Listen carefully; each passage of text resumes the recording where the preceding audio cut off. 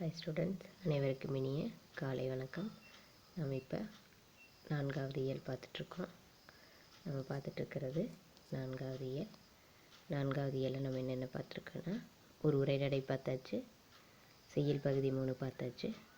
இப்போ நம்ம பார்க்க போகிறது துணைப்பாடம், அதாவது விரிவானம் இதழாளர் பாரதிங்கிற ஒரு துணைப்பாடத்தை நம்ம இப்போ பார்க்க போகிறோம். சரிங்களா? அதில் பாரதியை பற்றி அவர் படித்த விஷயங்களை தன் மகள் அப்பாவிற்கு முதல்ல கடிதம் எழுதுகிறா.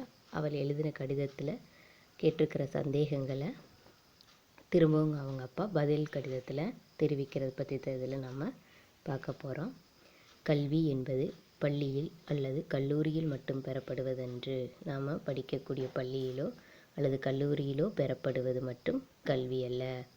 கல்வி கற்பவர் இதழ்களிலும் நடைமுறை அறிவை பெறுவதுடன் அதற்கேற்ப வாழவும் முனைகின்றனர். இவ்விதழ்களின் ஆசிரியர்கள் சமூகத்திற்கு தேவையான பாடங்களை முன்வைக்கின்றனர்.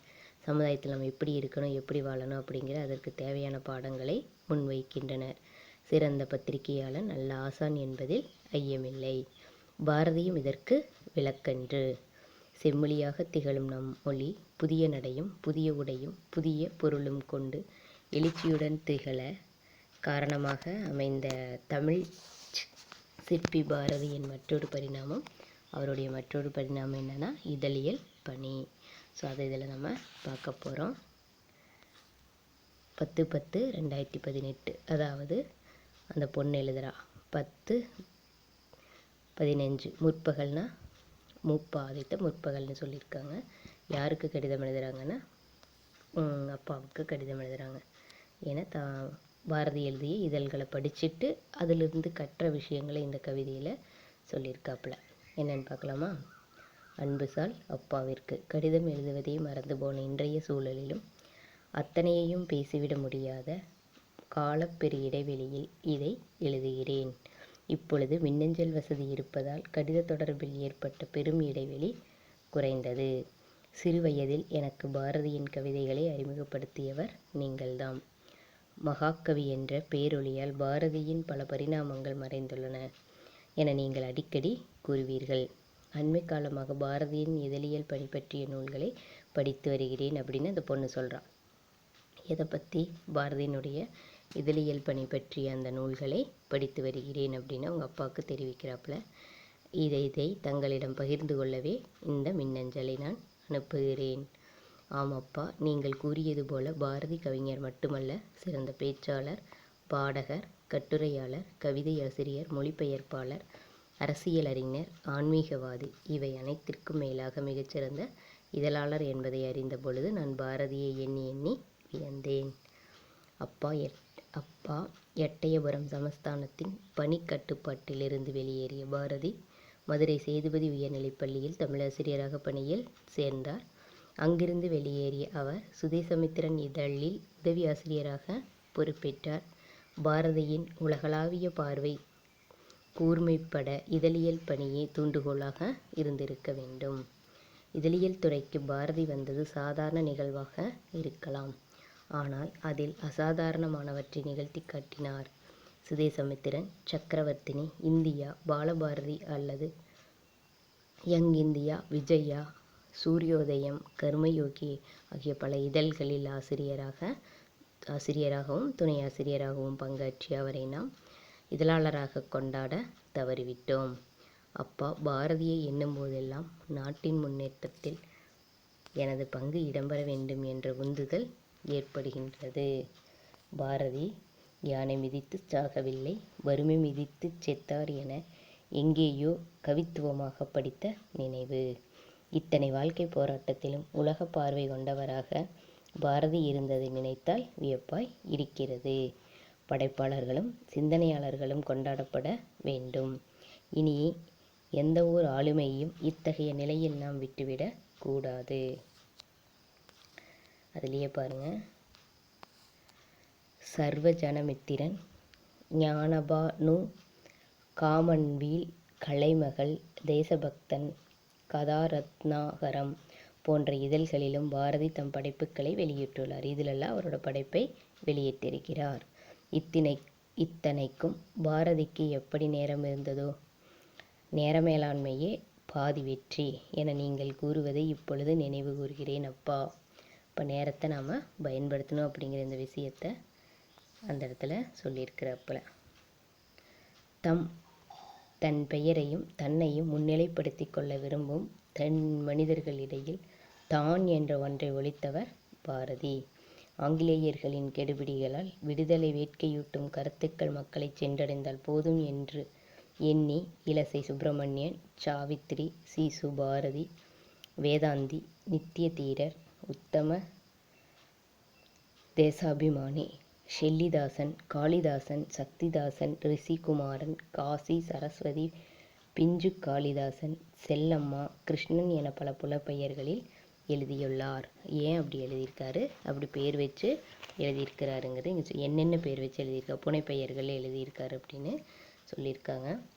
கருத்துடன் காட்சியும் இடம்பெறுவது வாசகர்களை கவருவது தானே அப்பா. பாரதி அன்றே தாம் பணியாற்றிய இதழ்களில் கருத்துப்படங்களையும் கேலிச்சித்திரங்களையும் வெளியிட்டுள்ளார். தமிழ் இதழியல் துறையில் முதலாக கருத்துப்படங்களை அறிமுகப்படுத்தியவர் பாரதி தானே. லண்டன் பஞ்ச், இந்தி பஞ்ச் முதலிய கருத்துப்படங்களை கொண்ட இதழ்களை பார்த்த பாரதி தமிழில் சித்திராவளி என்ற பெயரில் கருத்துப்படங்களை மட்டுமே கொண்ட இதழ் ஒன்றையும் நடத்த விரும்பினார். அதை செயல்படுத்த முடியாவிட்டாலும் இந்தியா, விஜயா ஆகிய இரு இதழ்களிலும் கருத்துப்படங்களை வெளியிட்டுள்ளார். காட்டின் நெருக்கமான வழிகளில் யானைகள் நடக்கும் தடத்தை பின்பற்றி பிற விலங்குகளும் அப்பாதையில் சுலபமாக நடக்கும். அதே போலவே இதழியலில் பாரதியின் தடம் பற்றி நடந்தவர்கள் பலர் இருந்தனர். அவர்களுள் பாரதியிடம் துணையாசிரியராக பணியாற்றியவர்களான பி.பு. சுப்பையா, ஹரிஹரர், என். நாகசாமி, ராமசாமி, பரளி சு. நெல்லையப்பர், கனகலிங்கம் போன்றோர் குறிப்பிடத்தக்கவர்கள்.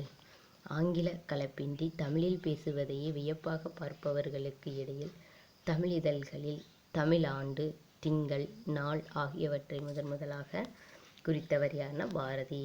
அவரது மூச்சும் பேச்சும்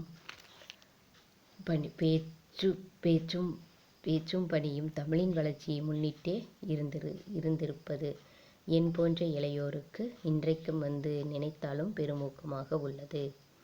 அப்பா, உங்களுக்கு ஒன்று தெரியுமா? பெண் விடுதலைக்கு பாடுபட்ட பாரதி பெண்களுக்காக தமது சக்கரவர்த்தினி இதழில் குறள் வெண்பா எழுதியுள்ளார். அந்த குறள் என்னன்னா, பெண்மை அறிவுயர பீடோங்கும் பெண்மைதான் ஒன்மை உற ஓங்கும் உலகு அப்படின்னு சொல்லி ஒரு எடுத்துக்காட்ட ஒரு குறளில் சொல்லியிருக்காங்க.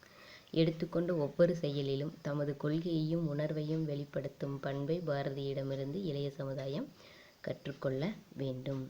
பாரதியைப் போன்றே பிற ஆளுமைகள் பற்றியும் நீங்கள் கூறியதுண்டு.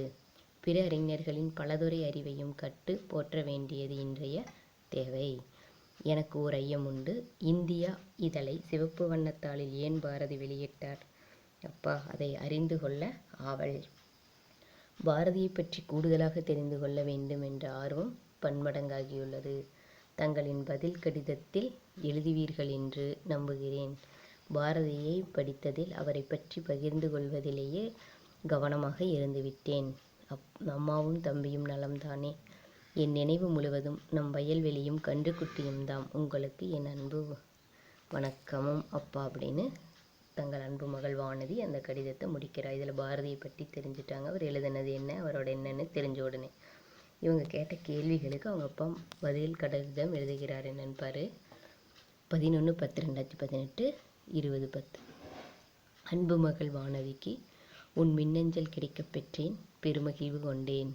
நீயும் உன் நண்பர்களும் நலமாக உள்ளீர்கள். அவங்க அப்பா அடுத்து எழுதுறாரு. யார்? தன் மகள் வானதிக்கு அவங்க கேட்டிருந்த சந்தேகம், அந்த கடிதத்தில் சொல்லிய விஷயங்களையும் திரும்ப பகிர்றார். மறு கடிதம் எழுதுகிறார். எவ்வளவு கடுமையான வேலைகள் இருப்பினும் காலை உணவை தவிர்க்காதே. இங்கு அம்மா, தம்பி, வயல்வெளி, உன் கன்றுக்குட்டி நலமே. பாரதி பற்றி அறிந்திருந்த செய்திகளை நீ பகிர்ந்தது மகிழ்ச்சி. நூல்களை வாசிப்பதை இன்றைய இளைய சமுதாயம் மறந்து போனதோ என்றெண்ணி கவலை கொண்டிருந்தேன். உன் மின்னஞ்சலால் என் பெருங்கவலை தீர்ந்தது. பாரதி இந்திய இதழை ஏன் சிவப்பு வண்ணத்தாளில் வெளியிட்டார் என கேட்டிருந்தாய் அல்லவா? சிவப்பு வண்ணம் புரட்சியையும் விடுதலையும் குறிப்பது என்பதால் அடிமைத்தலையிலிருந்து இந்தியாவை விடுவிக்க வேண்டும் என்ற எண்ணம் பாரதியின் இந்தியா இதழின் வண்ணத்திலும் வெளிப்பட்டது. வானதி பாரதியின் புனைப்பெயர்களை பட்டியலிட்டிருந்தாய் நல்லது.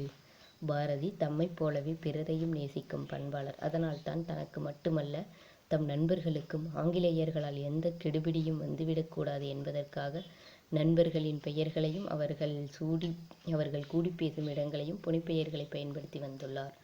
இப்புனைப்பெயர்களை நகைச்சுவை உணர்வோடு வெளிப்படுத்தி இருப்பது எண்ணி எண்ணி மகிழத்தக்கதாகும். மேலும் மற்றவர் பெயரை வெளிப்படுத்த விரும்பாத பாரதியின் இதழியல் அறத்தையும் இப்புனைப்பெயர்களில் காணலாம். தன் மனைவி செல்லம்மாவையும் கண்ணம்மா, வள்ளி என்ற புனைப்பெயர்களிலேயே குறிப்பிட்டிருப்பார். வானதி தமிழ் இதழ்களில் தமிழ் மாதம் ஆண்டு குறிப்பிடும் முறையை கையாண்டதில் முன்னோடியாக பாரதி திகழ்ந்ததாக எழுதியிருந்தாய். அதைப் போலவே தமிழ் இதழ்களில் தமிழில் தலைப்பிடுவதற்கும் பாரதியே முன்னோடி. செய்திகளுக்கு ஆங்கிலத்தில் தலைப்பு எழுதி கீழே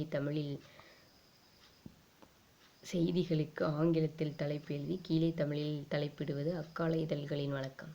தலைப்பிடல் மகுடமிடல் என்றே பாரதி கருதுகின்றார். இந்தியா, சக்கரவர்த்தி போன்ற இதழ்களில் 1905 1907 காலப்பகுதியில் ஆங்கில தலைப்பையும் கலந்து பயன்படுத்திய பாரதி பிறகு ஆங்கில தலைப்பு வைப்பதை கைவிட்டு விட்டதோடு சுதேசமித்திரனில் அதை சாடியும் எழுதினார். மேலும் ஆங்கிலேயர்களின் கெடுபிடியால் பாரதி பாண்டிச்சேரி சென்றபோது இந்தியா இதழும் உடன் சென்றது. வானதி எந்த நெருக்கடியான காலகட்டத்திலும் பாரதி தம் இதழியல் பணியை கைவிடவில்லை. இந்த இதழ்கள் எல்லாம் சிறப்பாக தொகுக்கப்பட்டு இன்றைக்கு நூலாக்கம் பெற்றுள்ளன. இதைப் போலவே பாரதியின் கடிதங்களும் கருதப்பட தொகுப்பும் நூலாக்கம் பெற்றுள்ளன. இவையெல்லாம் தமிழினத்தின் பேறு. இதழாளராக பாரதியை நீ அடையாளம் கண்டதைப் போலவே தமிழில் இன்னும் பல ஆளுமைகளை அடையாளம் கண்டு எழுத வேண்டும். உன் விசால பார்வைக்கு என் பாராட்டுக்கள். உன் மின்னஞ்சலுக்காக காத்திருக்கிறேன் மகளே அப்படின்னு அவங்க அப்பா எழுதி முடிக்கிறாரு. என்றும் உன் அன்பு அப்பா அப்படின்னு எழுதி முடிக்கிறாரு. இதில் 2 பாக்ஸில் மேலே இருக்கக்கூடிய 2 விஷயங்கள் என்ன விட்டுருக்குறோன்னா, மேலே இதில் இந்த பகுதியில் பாரு, பாரதியார் இறக்கும்போதும் இதழாளராகவே இறந்தார்.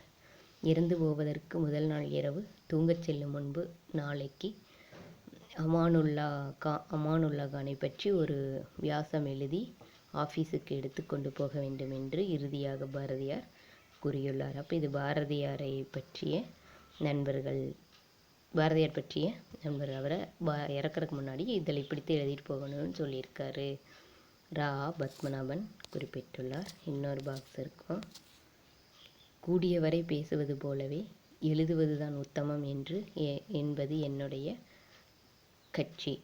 எந்த விஷயம் எழுதினாலும் சரி, ஒரு கதை அல்லது ஒரு தர்க்கம், ஒரு சாஸ்திரம், ஒரு பத்திரிகை விஷயம், எதை எழுதினாலும் வார்த்தை சொல்லுகிற மாதிரியாகவே அமைந்துவிட்டால் நல்லது அப்படின்னு என்ன சொல்கிறோமோ அதை அப்படியே எழுதிட்ட மாதிரி இருக்கணும் அப்படின்னு சொல்லியிருக்காங்க. யார்? பாரதியார் கட்டுரைகள்ங்கிற அந்த பகுதியில் அந்த விஷயத்தை சொல்லியிருக்காங்க.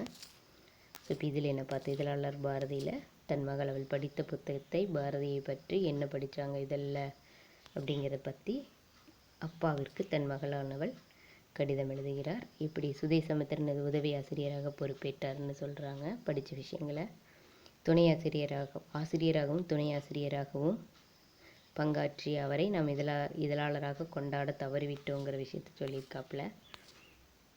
அடுத்தது இது என்னது, நேர மேலாண்மையை பற்றி அவங்க அப்பா சொன்ன விஷயத்தையும் சொல்லியிருக்காப்புல. புனைப்பெயர்கள் எப்படி வச்சாங்கங்கிறதையும் சொல்லியிருக்கிறாங்க.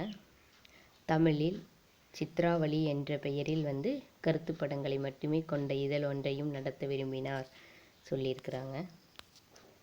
சக்கரவர்த்தி இதழில் குரல் வெண்பா எழுதியுள்ளார். எதில்னா அதில் பெண்கள் பற்றி. பெண் விடுதலைக்கு பாடுபட்ட பாரதி பெண்களுக்காக தமது சக்கரவர்த்தி இதழில் ஒரு குரல் வெண்பா எழுதியிருக்கிறாருங்கிறதையும் சொல்லியிருக்காங்க. அது ஏன் இந்தியாங்கிற அந்த இதழ் சிவப்பு வண்ணத்தாளில் இருந்தது, பாரதியை வெளியிட்டாருன்னு கேட்ட கேள்விக்கு திரும்ப மறுமடலில் அவங்க பதில் சொல்லியிருக்காங்க. கருப்பு வண்ணத்தாளில் சிவப்பு வண்ணத்தாளில் எழுதியிருக்காங்க. அதற்கு இங்கே பாரதியோட அப்பா, சிவப்பு வண்ணம் புரட்சியையும் விடுதலையும் குறிப்பது என்பதால் அடிமை தலையிலிருந்து இந்தியாவை விடுவிக்க வேண்டும் என்ற எண்ணம் பாரதியின் இந்திய இதழின் வண்ணத்திலும் வெளியிட்டதுன்னு பதில் சொல்லியிருக்காங்க. ஸோ இதே மாதிரி நம்மகிட்டையும் புத்தகங்களை படிக்கக்கூடிய பழக்கத்தை ஏற்படுத்த வேண்டும். நன்றி.